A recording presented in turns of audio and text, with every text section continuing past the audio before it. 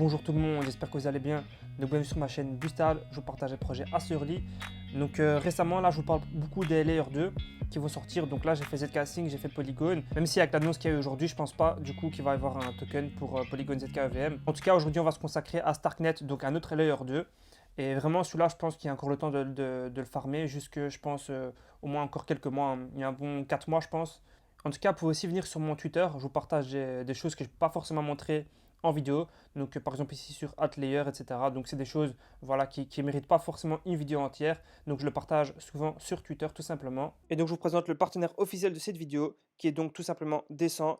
Voilà, c'est donc un hardware wallet tout simplement qui permet en fait de sécuriser vos crypto-monnaies, qui supporte vraiment énormément de blockchains. Donc si on veut voir toute la liste, on peut aller venir ici et voir toute la liste de tokens qu'ils ont. Donc là, on peut directement écrire le token qu'on veut pour voir s'il est disponible sur le wallet. En tout cas, on a aussi une application mobile tout simplement qui est très facile à utiliser. Ce qui fait la particularité de ce hardware wallet tout simplement, c'est que vous avez donc une empreinte digitale disponible sur le hardware wallet. Donc vous allez pouvoir déverrouiller directement le hardware wallet avec votre empreinte. Et la puce qui est utilisée est la même que celle des Ledger. Vous pouvez venir acheter ici donc directement avec le lien en description. Donc au lieu de payer 139, vous allez payer 129 $. Trêve de bavardage, on va passer directement à la vidéo. Donc n'hésitez pas à voir le médium qui est en description. C'est vraiment très simple. Du coup, je l'écris comme ça. Vous pouvez directement cliquer sur les liens. C'est vraiment assez simple et intuitif. Ici, vous aurez ici donc le lien de la vidéo YouTube quand elle sortira. Alors qu'est-ce qu'on va faire dans cette vidéo? On va voir donc comment se placer bien pour un des plus gros airdrops. Je pense qu'il va arriver du coup en 2023, fin 2023, comme on le verra tantôt, qui est tout simplement Starknet. Donc ils ont levé 261 millions de dollars, 6 millions, 30 millions, 75 millions, 50 millions et 100 millions. Donc c'est vraiment énorme. Par contre, comme on peut voir, il y a Three Arrows Capital et Alameda Research. Donc voilà, ces deux malheureusement fonds d'investissement qui ont fait faillite. Donc je ne sais pas trop comment ça va se répercuter sur le token.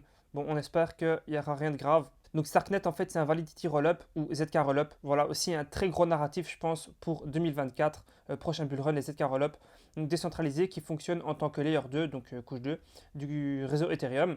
Starknet utilise la technologie Stark, ce qui permet d'améliorer l'évolutivité et la scalabilité des applications développées dessus sans pour autant compromettre leur sécurité on-chain. Est-il encore temps de farm l'airdrop? Oui, selon moi il est encore temps car on a vu un tweet ici en fait de Leon Heyman qui disait que en fait c'est que au Q4 qu'on va voir les fee market et moi je pense du coup que ce sera vraiment ce moment-là qu'on va voir le token apparaître. Donc voilà pour payer les fees, donc ils vont introduire sûrement Starknet. Voilà, c'est que mon interprétation. Donc pour moi, ce sera Q4 2024. Voilà, sûrement octobre, novembre, décembre.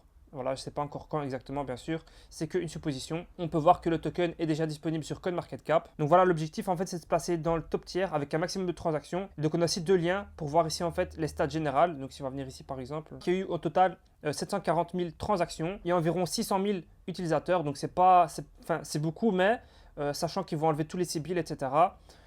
C'est pas énorme, sachant que sur Arbitrum par exemple il y avait 2 millions, donc c'est vraiment beaucoup plus, c'est 4 fois plus qu'ici. Voilà, de toute façon on a encore le temps, mais pas non plus énormément de temps, donc voilà, cet airdrop peut quand même être vraiment pas mal du tout et vraiment très intéressant. Bon là on a les daily transactions, ok, daily user, on voit qu'il n'y en a pas énormément non plus, 2000 par jour. Par contre on n'a pas encore la possibilité de venir voir ici en fait nos stats, ça fonctionne pas. Voilà, il faut sûrement attendre encore un peu pour que ce soit disponible. Peut-être que quand je posterai la vidéo, ce sera disponible. Donc vous avez des liens utiles. Donc ici, vous avez leur site web, leur Twitter et leur Discord. Ensuite, j'ai mis ici quelques données intéressantes. Donc ici, on a la Total Value Lock en constante croissance. Donc sur Starknet, comme on peut le voir, ça augmente tout le temps en fait. Sûrement les gens qui farment l'airdrop.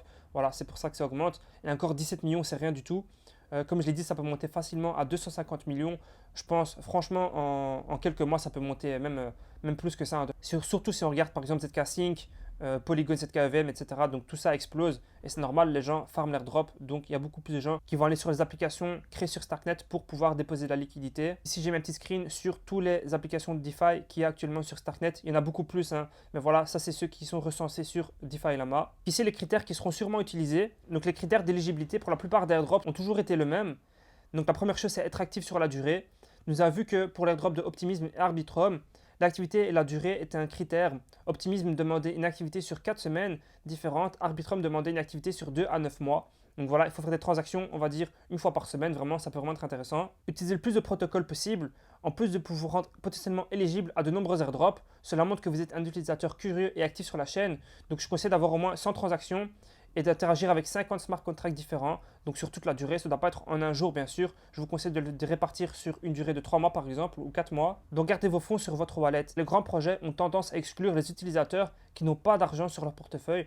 Donc, par exemple, si vous farmez l'airdrop et que vous enlevez ensuite tous les tokens que vous avez sur le wallet avec lequel vous farmiez, ben, ça peut vraiment être dangereux parce que, comme on a vu, Arbitrum et Paraswap, ils ont tous les deux fonctionné ainsi pour interdire du coup l'airdrop à ces personnes-là. Trader avec du volume. Le volume est souvent un critère important, surtout pour l'airdrop. Par exemple, Arbitrum, Paraswap, qui l'ont utilisé comme critère. Si vous le pouvez, essayez de faire des swaps en utilisant un grand montant d'argent. Par contre, attention au slippage. Donc, quand il n'y a pas beaucoup de TVL, franchement, il faut quand même faire un peu attention. Ce qui est le cas pour Starknet, il n'y a pas vraiment encore énormément de TVL, donc faire attention. Utilisez les bridges officiels. Donc, si vous voulez farmer un airdrop, l'heure 1 ou l'heure 2 par exemple, essayez d'utiliser leur bridge officiel au moins une fois. Donc, Arbitrum et Optimism ont tous les deux mis ça comme critère. On verra tantôt comment faire. Donc, ensuite, voter. La DAO, c'est vraiment très important. Donc, ici, j'ai mis un lien pour Starknet, même si on ne peut pas encore voter. Peut-être plus tard, donc j'ai mis le lien ici quand même. Allez, c'est parti, on va d'abord commencer par créer notre wallet. Donc il faut savoir que c'est pas sur MetaMask, hein, parce que voilà, ça c'est pas EVM. Il va falloir créer un nouveau compte sur l'Argent Wallet ou sur Bravos. Donc je vous laisserai rejoindre ici un des deux. Bah, pourquoi pas faire Argent, c'est en tout cas le plus connu et le plus utilisé de tous. Mais vous pouvez bien sûr créer deux comptes également. Voilà, c'est comme vous voulez. Ça pourrait être intéressant bien sûr de farmer l'airdrop sur deux comptes différents. Donc il y avait également des NFT récoltés en faisant des actions sur 9 semaines différentes. Une fois que vous avez installé votre wallet Argent ou Bravos, vous pourrez transférer des fonds directement dessus via donc, le lien ici. On va venir ici, hop. Ok, on va d'abord venir connecter son wallet Ethereum, donc MetaMask. Il faut venir sélectionner Ethereum Mainnet. Donc on va venir ici, ok, MetaMask. Ensuite, Starknet Wallet, on va venir mettre Bravos. Voilà. Approve. Ok, et là, on va pouvoir venir bridger. Donc voilà, pourquoi pas 0.1. Là, c'est pas assez, mais on va faire par exemple 0.03. Transfert. Ok. Et là, on vient accepter. Bien sûr, les frais sur Ethereum sont vraiment élevés. Donc je vous conseille de faire ça un dimanche matin. Ce sera beaucoup plus faible. Ensuite, vous attendez quelques minutes et vous aurez vos fonds directement disponibles sur votre wallet, comme vous pouvez le voir ici. Donc ce que je vous conseille aussi de faire, c'est de venir ici, ici dans Withdraw et de faire donc une transaction de Starknet vers Ethereum. Donc par exemple 0.01 et vous vous transférez directement sur Ethereum. On va voir les frais si c'est cher ou pas. Donc voilà, c'est 2 dollars. Je vous conseille encore une fois de le faire le dimanche. Ce sera beaucoup moins cher. Voilà, comme ça vous aurez fait un deposit et un withdraw. On ne sait jamais. On va pouvoir voir toutes les applications qui sont disponibles sur Starknet ici. Donc j'ai mis le site. Il n'y a plus qu'à l'ouvrir. Donc là, on va pouvoir trouver tout par catégorie. Et ici, on va pouvoir voir si les applications sont live ou pas. Donc live, ça veut dire qu'on va pouvoir les utiliser directement sur le mainnet. Quand il n'y a rien, c'est que ce n'est pas encore disponible. En testnet, on va voir ici, voilà, show all. Donc là, il n'y a rien, c'est pas encore disponible. Tandis que par exemple, celui-là, il est sur testnet. Voilà, Aspect, il est sur testnet. Par contre, je pense qu'il est sur mainnet aussi, Aspect. Peut-être c'est pas à jour. En tout cas, voilà. Vous avez ici vraiment toutes les applications qu'il y a actuellement. Donc la troisième chose à faire, c'est faire des swaps sur les DEX. Donc un grand nombre d'applications ne sont pas encore live sur le mainnet. C'est pourquoi il faut suivre en fait de temps en temps les avancées des projets pour potentiellement recevoir un airdrop du protocole en question également. Donc ça fait d'une pierre deux coups.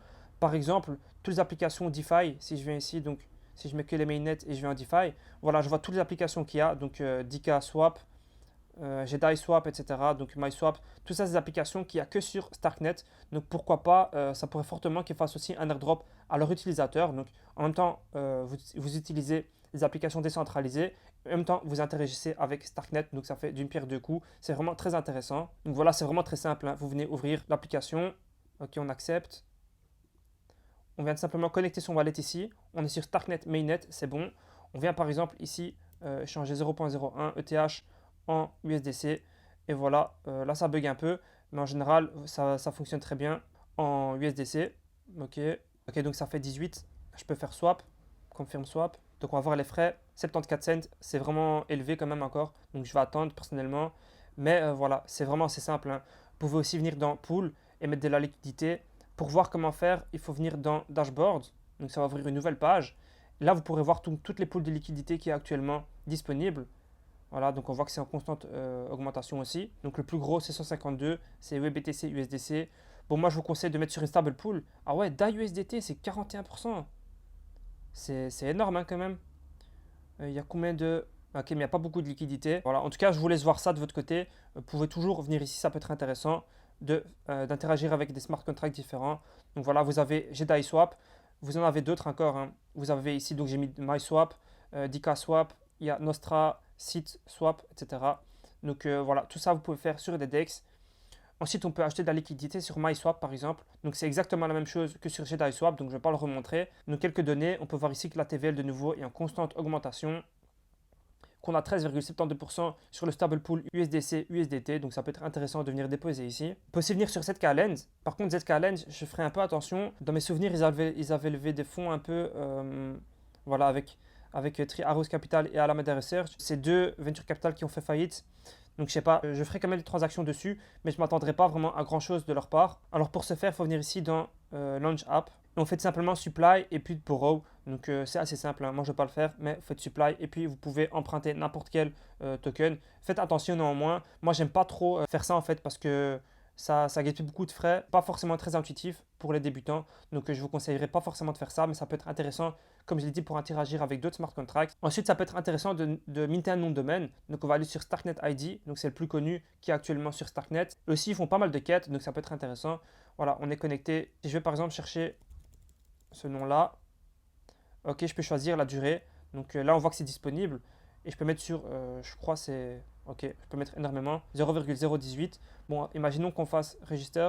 Il faudrait juste accepter, donc c'est $1, ça va. Vous aurez un nom de domaine, vous venez dans My Identities, vous venez sur celui-là par exemple, et vous venez cliquer sur la petite étoile ici en fait. Pour mettre votre nom de domaine ici en principal, vous cliquez, vous acceptez. Normalement, vous devez aussi signer une transaction. Donc voilà, c'est assez simple. Moi, j'aime pas forcément les marketplaces qui est actuellement sur Starknet. Je trouve que c'est pas intuitif, c'est pas forcément très beau.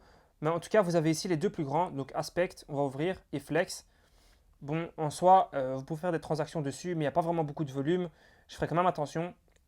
Donc vous vous connectez ici, vous faites Buy par exemple, et voilà, vous avez les collections qu'il y a. Bon, je sais pas, par exemple Starknet ID, voilà, pour venir ici et acheter des NFT. Bon, ça peut être intéressant, moi je le ferai pas forcément. J'ai mis ici d'autres applications donc, de gaming. J'ai mis ici, mais je suis pas sûr à 100% que c'est safe. Donc vraiment faites attention si vous voulez interagir. Donc ça, je mettrai une annonce fin août sûrement que je ferai comment interagir avec 25 smart contracts pour moins de $10. Donc voilà, ça sortira fin août. Et ensuite, faites les quêtes l'heure 3. Donc j'ai mis ici un petit lien, hop, pour faire les quêtes. Je pense qu'il n'y en a qu'une actuellement. Voilà, introduction to Starknet. Donc c'est assez simple, hein. Installez Bravos, Bridge, Starknet, normalement vous l'avez fait. Comme je vous ai montré au début. Donc voilà, n'hésitez pas à faire des transactions un peu chaque semaine. Comme je vous ai expliqué, c'est vraiment important de faire sur la durée et du volume. En tout cas, j'espère que cette vidéo vous a plu. Si vous avez des questions, n'hésitez pas à les poser en commentaire. On se dit à la prochaine les gars. Ciao!